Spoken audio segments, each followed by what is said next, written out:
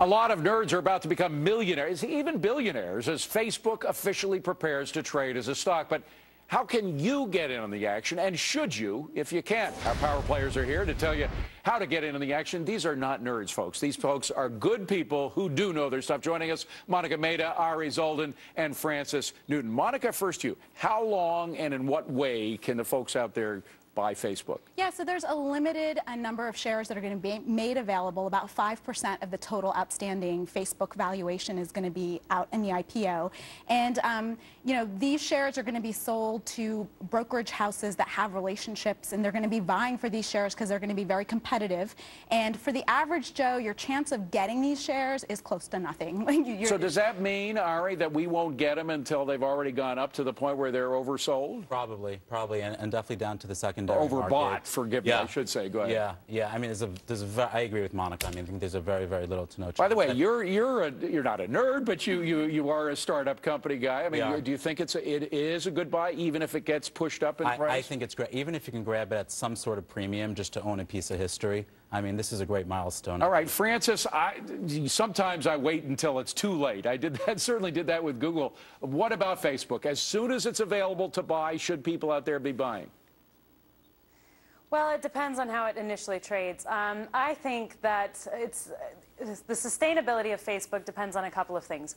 First of all, I think initially it will do quite well. We have not had an IPO come out with this kind of strength, popularity, and there is no real competition for Facebook. However, in the long term, it's going to be based on liquidity, as all equity markets eventually are based on liquidity available, and that may be threatened here. So I would think that average investors will have a chance at some point in time if we have a general market sell-off in the next year. However, IPO shares, no chance. Yeah, no, I don't think we're going to get them. All right, let's switch topics. This next subject, it was just too juicy, folks. We couldn't avoid it. Sean Penn named ambassador at large to Haiti. This is true. An outspoken extreme liberal is an ambassador for a capitalist country. Is this the kind of guy we want representing us overseas, Ari? I think it's a great opportunity. I mean, especially for Sean Penn. I've been to Haiti. Well, for him, but what about us? For him, I think overall it's great. I've been to Haiti before the earthquake, after the earthquake. This guy has dedicated the past 2 years of his life to help this country get back on its feet. He's not there for the fame. He's not there for the fortune. He's really there to step up to the game and to help the country. I would not There's no self-gratification over here. No, listen, he's sleeping. David, heart. he's sleeping in a tent. I saw the man sleeping in a tent. I know, but I've also seen him do some photo op things. And Francis, the thing that bothers me most about this guy is the company he keeps. He goes over to Venezuela, puts his arm around Hugo Chavez, who is a nasty SOB, who's taken every dime we can possibly give him, who is imprisoning folks who are freedom fighters in Venezuela. Sean Penn thinks he's a nice guy. I don't want that guy as an ambassador. Well, there is some political charge. I think what's interesting about this, though, I think it's laudable if you have a public voice, if you have a celebrity voice, to use it for a good cause. And the problem is we have so many disasters going on that it's hard to keep public attention on, say, Haiti, which happened a few years ago.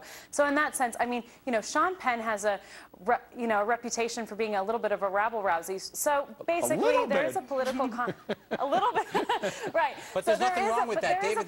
There's nothing wrong with that as a absolutely as a private citizen. But hold on, Ari. When you are an ambassador, hold on a second, gang. Let me just chime in here. When you are an ambassador, you have to get involved in political affairs, and to say that this guy is naive is an extreme exaggeration. To call Hugo Chavez a good guy is not the kind of guy I want as an ambassador. You don't have to agree with him, but I think what he's done for that country. It doesn't matter. I mean, it doesn't matter, Monica. The man has been living in a tent the for fact 2 years. is that I don't care if he's been fine if he's been living in a tent. Good for him. I'm glad he's helping charities. But as an ambassador, as an ambassador, the fact is this guy is going to have to make choices. Who do you agree with? Who do you not? Who's honest? Who is not? I don't want that kind of person with his bad judgment, Monica, making those decisions. This may be one of the few times I agree with Ari, and you know, you may not agree with this man's politics, but this is a humanitarian post, and for that reason, he's earned the post. I think it'll become more than a humanitarian post. But hey, look, you guys outnumber me 3-1. President Obama.